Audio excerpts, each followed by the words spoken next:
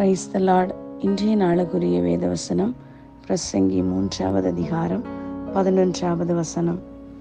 அவர் சகலத்தையும் அதினதின் காலத்திலே நேர்த்தியாக செய்திருக்கிறார். உலகத்தையும் அவர்கள் உள்ளத்திலே வைத்திருக்கிறார். ஆதலால் தேவன் ஆதிமுதல் அந்த மட்டும் செய்து வரும் கிரியை மனுஷன் கண்டுபிடியான். அன்புக்குரியவர்களே, இந்த காலை வேளையிலும் அருமைநாதர் இயேசு கிறிஸ்துவின் இனிய நாமத்தில் உங்களை வாழ்த்துகிறேன். அன்புக்குரியவர்களே, எதையாவது குறித்து வேதனையோடு இருக்கீங்களா? என்னுடைய காரியங்கள் நடைபெறவில்லை, என்னுடைய காரியத்துக்காக நான் என்ன பண்ணுவேன்? ஏதாவது பொருளாதார ரீதியாக கஷ்டப்பட்டிருக்கீங்களா? கவலைப்படாதுங்க.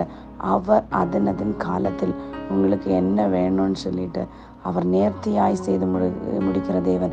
ஒரு மனிதரிடத்தில் நாம் சொல்லும்போது, சில காரியங்களுக்காக சொல்லும்போது அவங்க சொல்லுவாங்க, இவ்வளவுதான் என்னால் செய்ய முடியும், அதுக்கு மேலே என்னால் செய்ய முடியாதுன்னு சொல்லுவாங்க.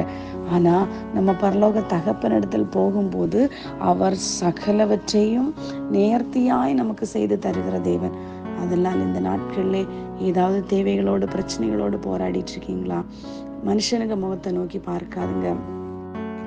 மனுஷனை நம்புவதை பார்க்கிலும் கர்த்தர் பேரில் பற்றுதலாய் இருப்பதே நலம் என்று சங்கீதக்காரன் தாவீது சொல்லுகிறார். தாவீதுடைய எண்ணம், ஏக்கம் எல்லாமே கர்த்தரிடத்தில் மாத்திரம் இருந்தது. காரணம், ஒரு போர் செய்வது நேரம் கூட தாவீது ஆண்டவரிடத்திலே போய் கேட்கிறார், ஆண்டவரே, நான் அவர்களை தொடர வேண்டுமோ வேண்டாமோ என்று சொல்லிட்டு.